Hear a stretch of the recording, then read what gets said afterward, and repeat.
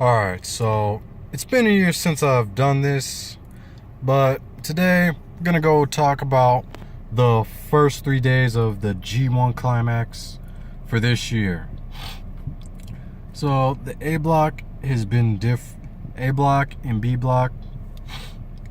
Interesting to see the new changes. For the A block, you got Yoshihashi, Yuji Nagata, Bad Luck Fale, Togi Makabe, Haruki Goto, Tomohiro Ishii, Zack Sabre Jr. entering the juniors, making his debut this year. You got Tanahashi, Tetsuya Naito, and Kota Ibushi. For the B block, you got Juice Robinson, Satoshi Kojima, Tama Tonga, Unbreakable Michael Elgin, Sonata, Evil, the Rainmaker Kazuchika Okada, Toru Yano, Kenny Omega, and Minoru Suzuki. So it's a very interesting G1 Climax this year. See who's gonna win. I got 1 to 3 people winning, either Naito, Omega, or I think maybe Ibushi. I don't see anyone else. But without further ado, I'm gonna go ahead and talk about days 1 through 3 of the G1 Climax. Now, I'm just gonna focus only on the tournament matches. So, day 1, we got, for day 1, the opening match on the A block was Yoshihashi and Yuji Nagata. These guys, another note to make of is, this is Yuji Nagata's last G1 Climax. After this, he's not doing anymore. So it's interesting to see how well these matches he's going to be in are. So Yoshihashi, he ended up defeating Yuji Nagata, picking up a couple of points. And it was a damn good opening match. I mean, these guys, I figured these guys would probably have like a 3 to 3.5 star match, but they ended up having a 4-star match. These guys were beating the shit out of each other. You had times where you had fucking Yoshihashi taunting Nagata, and Nagata, these guys were going at it. Some forearms. Because it was a mixture of everything. He had a bit of technical wrestling here, some brawling, strong style. It was good to see Yoshihashi pick up a couple of points.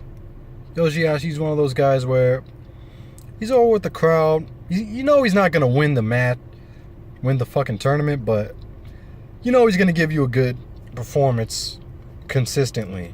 And he was one of the guys that was very, very consistent throughout the B block of last year. Nagata, he was pretty solid last year. He did have that match with Naito where he kept no-selling the fucking knee. Thank God he didn't do some bullshit like that in this match. Yoshihashi ended up hitting Karma for the win. So then, on to the next match, you have Bad Luck Fale and Togi Makabe. These guys, it was a power struggle type of match. Fale, he's meh. Makabe, he's been good, although he's kind of been slowing down the past couple of years. But these guys put on a pretty solid performance. Give it a 3 out of 5. Where they would no-sell each other at times. The beginning of the match was them trying to hit each other with shoulder tackles non-stop. Fale would get the better of the exchange. But Makabe had his moments where he would just hit Fale with a few lariats. But in the end, Fale would end up hitting the Grenader to pick up the 3 count and to pick up a couple of points to get on the board. And then next we get one of the best matches. This is probably one of the best matches of the G1 so far that I've seen, because I've only seen the first 3 days. After this, when I get home, just got out from Walmart, so when I get home, sit down and watch day 4, try to get caught up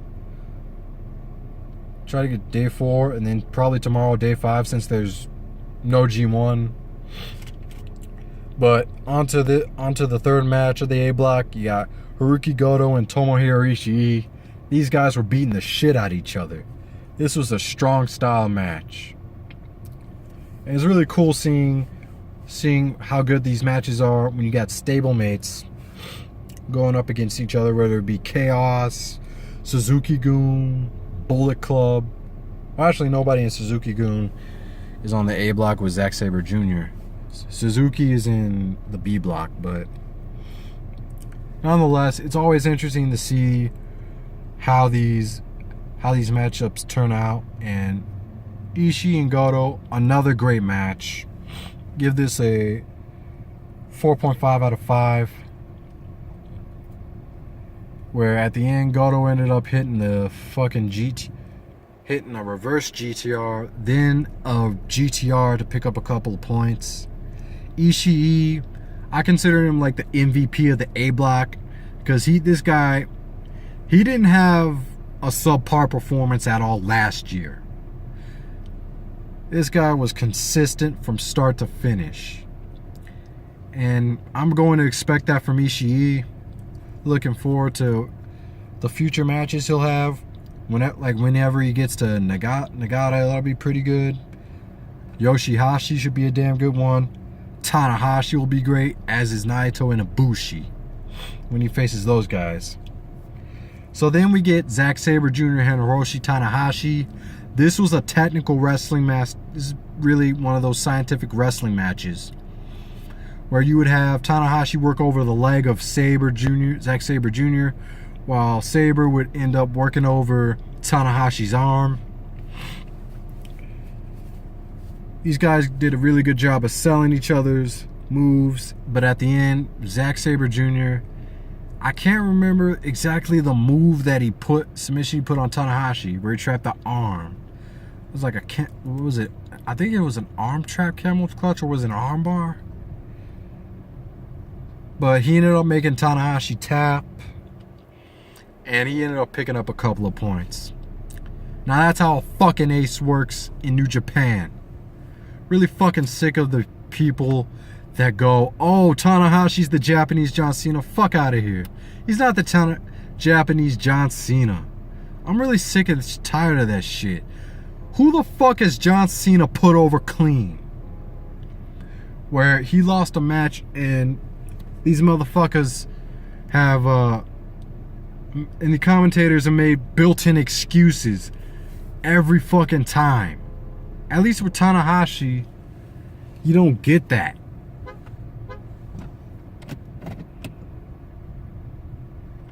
He'll give you a good match, and he'll put a guy over when it needs to. Because last year, he put over Sonata, tapping out to the skull end. And it's not very often that Tanahashi taps.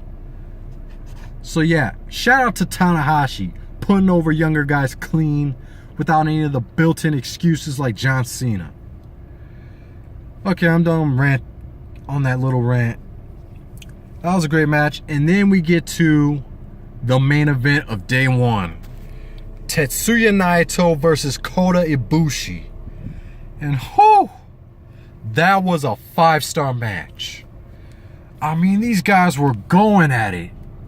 Now I heard there were rumors that either Naito or Ibushi may have had like a stinger, because these guys were really working. They were working their asses off. You were seeing a bunch of shit. Like, there were times where Naito would try to go target Ibushi's leg, but then Ibushi would telegraph. Like, when Naito tried to drop kick Ibushi's knee and Ibushi leaps, he would just leap. He would just hover over Naito. Watch, not hover, but he ended up jumping over Naito, and he does a fucking double foot stomp. That was a great counter. Then you had the spot where Naito was on the second rope, and Bushi had Naito on the second rope, and he did a fucking pile driver. I think that was Ibushi and Naito. I had my max switched up, but I really love the spot where Naito hit a Super Hurricane Rana off the top rope on Ibushi. And then my favorite spot was when Ibushi did that springboard German to Naito. Reminiscent of the springboard German he did on Nakamura during their IC title match at Wrestle Kingdom 9. But Naito ended up hitting Destino to pick up 2 points to end on day 1 of the G1. So on to day 2. And B block, it was not a bad start. Wasn't on the level of the A block, but it was still pretty good. So we started off with Juice Robinson and Satoshi Kojima. It was a fun match to get the crowd's blood pumping. Where, yeah, Robinson and Kojima had pretty solid chemistry. And, Kojima doing his usual spots like the machine gun chops. Juice, at times, he would mock Kojima. And he would do machine gun chops of his own. He would do his jabs. Kojima hit the Koji cutter. Juice would go for the cannonball in the corner. Juice hits the cannonball in the corner as usual. But in the end, Juice would ended up hitting what it was called in WWE. There was 2 names that Christian used this finisher: the Unprettier, or as I like to call it, the Kill Switch, or as I prefer the other name, the Kill Switch. Robinson hits the Kill Switch for the 3 count to pick up 2 points on the board. Nice match. I give it a 3.5 out of 5. It was good. Had a nice amount of length. Both guys were able to get their stuff in within the 30-minute time limit. Then you move on to Tama Tonga and Unbreakable Michael Elgin. This was the worst, I think, second worst match on the card, but it was a solid match. Tama Tonga, last year, I was really hyped up for Tama Tonga, but he just ended up disappointing. This match, he was alright. Elgin was pretty good, hitting his spots. Although, where he would hit the delayed suplex, Tama Tonga ended up hitting the jumping DDT. He would hit a jumping DDT. His usual drop kick. Elgin hitting a spinning back fist. Discus clothesline, discus forearm. And in the end, Elgin looked like he might have tried to do like a fireman's carry slam of some sort on the second rope. And right as he was doing it, Tama Tonga ended up countering that into the gun stun, aka the RKO, to pick up the 3 count and to get 2 points on the board. Next we got Sonata and Evil. These guys had a really good match. These guys were trying to do anything they can to get the upper hand, fighting dirty. These guys beat the shit out of each other. Sonata doing his usual double leapfrog drop kick. You had Evil with his discus elbows. You hit a discus elbow with his usual spots. And you had, at the end, Sonata. I expected him to win with the cold skull, with his skull in. But Evil got to the ropes. So Sonata, he would hit the TKO. And Evil kicked out at 2. And then Sonata won with the Muda Salt. The Great Muda Styles Moonsault. And picked up the 3 count. This was the second best match on the card for the B block. Day 1 for the B block, but day 2 overall of the G1. I give this one a 4 out of 5. These guys really had really good chemistry. Interesting to see if they can put on better matches in the future. They could surpass this. Then we get to the Rainmaker, Kazuchika Okada, the IWGP Heavyweight Champion, going against fellow Chaos stablemate Toru Yano. Yeah. And I have a blank reaction to Yano because Toru Yano's fucking garbage. Let's face it. To me, he brings nothing to the table. I don't find him funny at all. With his bullshit. I don't find that shit funny at all. So, this shit went on longer than it needed to. Where you had Yano doing dirty shit. Although Yano would try to do some heel shit. Gato would cut him off. Okada would try to do some shit. And then Jado, who was in Yano's corner, he would cut him off. We had one where Yano hit Okada with the low blow. And then when the ref wasn't looking, Gato would hit Yano with the low blow. This shit it was dumb as fuck. Okada ended up hitting the Rainmaker to get 2 points on the board. That shit was fucking torture. That was a bad match. I'll be generous and give it a fucking 2 out of 5. Don't even bother watching the match. It's not worth watching. So, the main event, we get Kenny Omega and Minoru Suzuki. First time ever these two meet. And it was fucking dope as hell. Where Suzuki would beat the shit out of Omega, started targeting his knee. And Omega did a really good job of selling. Where these guys would brawl outside, brawl in the crowd. Suzuki would take a chair, hit him multiple times, hit him in the leg a few times with the chair. Omega showed the fighting spirit. He made plenty of comebacks. Suzuki, he would end up putting Omega in a leg lock. At one point, he would put him in the sleeper hold. I mean, there were times where Omega tried to hit the one wing angle, but Suzuki would get out and put the sleeper hold. Like, I was really good about, and he also put him in a leg lock, countering the one wing angel. But there was really good counters.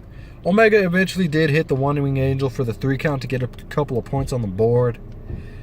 And this was the best match on the card for day 2. I'm going to give this one a 4 out of 5. Oh, I forgot to give my rating for day 1 of the G1. I'd say it's like day 1 was an 8.5 to 9 out of 10. Day 2, with how bad the Okada match was, it was fucking trash and shit. But the rest of it was really good, so I'm going to give day 2 a solid 7 out of 10. It was pretty good. Thought they could have did more. Better with certain matches, but overall it's pretty good. So the current standings that I have for the B block, since I've yet to watch day 4, and I'm about to catch up on day 4 and 5 today and tomorrow. So right now, from what I've seen, Okada, Omega, Sonata, Tama Tonga, and Juice Robinson all have 2 points, while Suzuki, Elgin, Evo, Kojima, and Yano are sitting at 0. So on to day 3. We got Haruki Goto and Yuji Nagata. This is a really good match. Damn good match from these two. Beating the shit out of each other.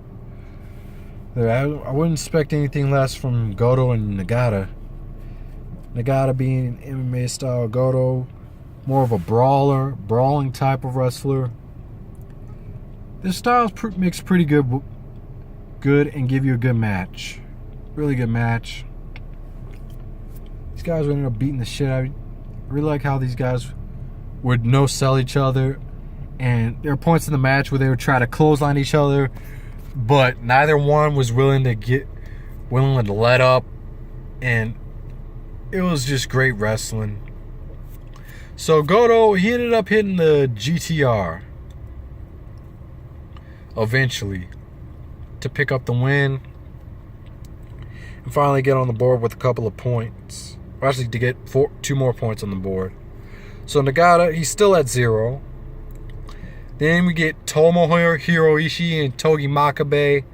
It's a typical Ishii-Makabe match. These guys trying to shoulder tackle each other. No effect, although Makabe would end up getting the better of the exchange and wins the exchange. Hitting each other with forearms, no selling. These guys would no sell each other. It was like Wrestle Kingdom 9, although not quite as good.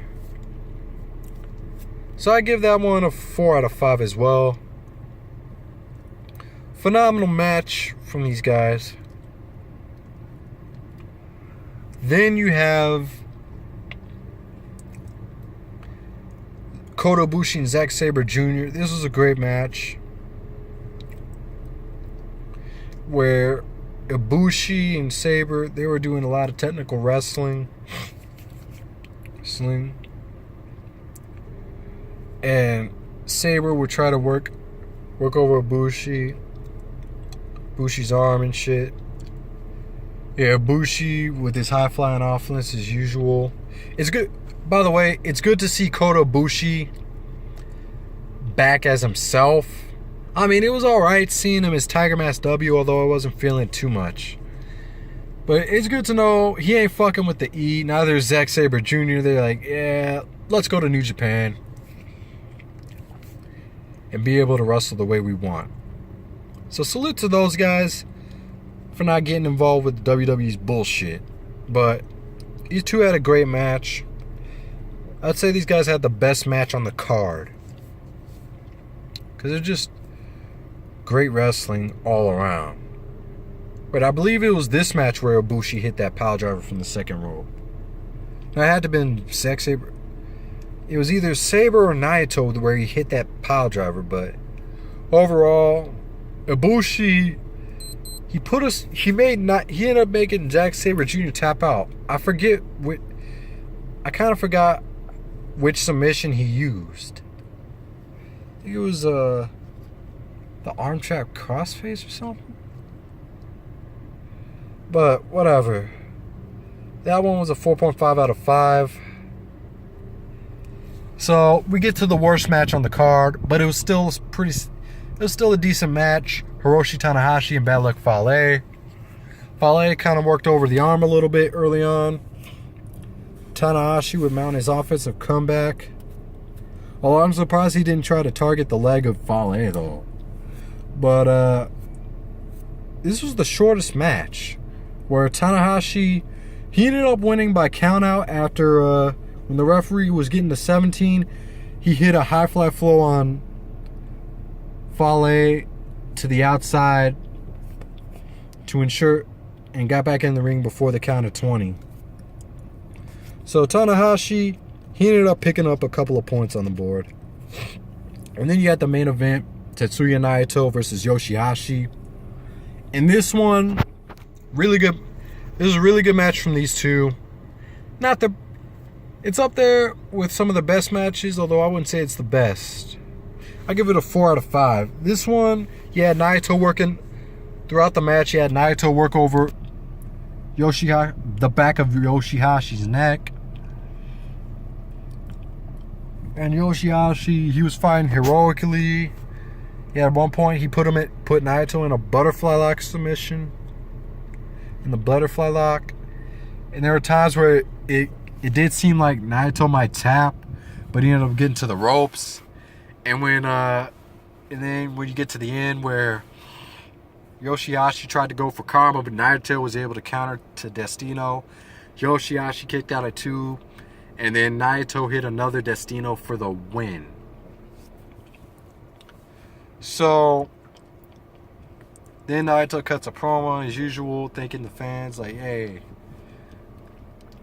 I'm gonna dominate the G1, get some wins. So overall, I'm gonna give day 3. I'm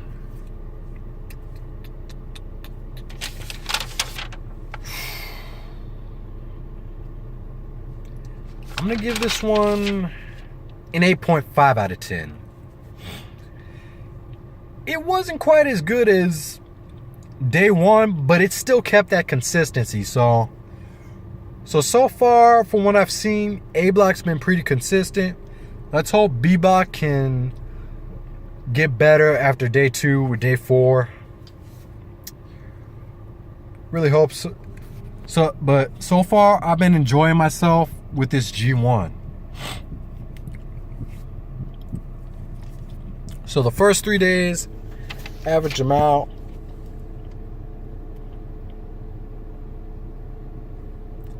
Let's see.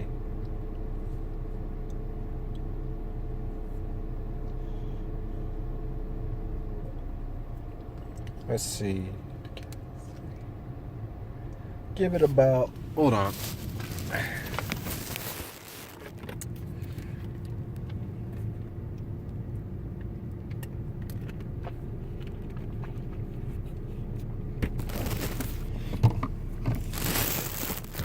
I would have to give this about, average it out, I give it about 7.5, 8 out of 10 for the first 3 days. Really good wrestling from New Japan. Best wrestling on the planet for a reason. Saw the G1 special in the United States, but I saw that shit in Japanese. I was watching a little bit of it in English, but the commentary was fucking trash on English. JR and Josh Barnett were garbage. So I'll probably just watch it in Japanese if they're going to be on English commentary for Access TV. They need to step their game up. But that has been the first 3 days of the G1 Climax. So I'll be back sometime. I'll be back this week, later this week. Try to shoot for either Tuesday or Wednesday to give you a review and my thoughts on days 4 through 6 of the G1. So hope you enjoyed this video. If you did, be sure to hit the like button and subscribe, and I'll catch you guys later. Peace out.